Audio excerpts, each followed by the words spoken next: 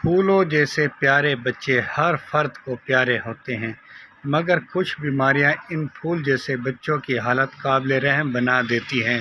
پاکستان میں allopathic, herbal اور homeopathic ان تین طریقہ علاج سے بچوں اور بڑوں اور سب کا علاج کیا جاتا ہے۔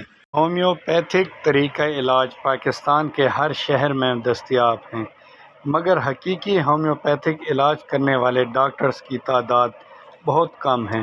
ہومیوپیتھک طریقہ علاج میں ماہر ڈاکٹر سلیم اشر ہر ماہ کے پہلے اتوار کو فری میڈیکل کیمپ لگاتے ہیں، جہاں پر معذور، گونگے، بہرے بچے، سی پی چائلڈ، حرام مغز کے مسائل، کند ذہن بچے، دل کے سوراخ اور بچوں کے فالج کا علاج کیا جاتا ہے۔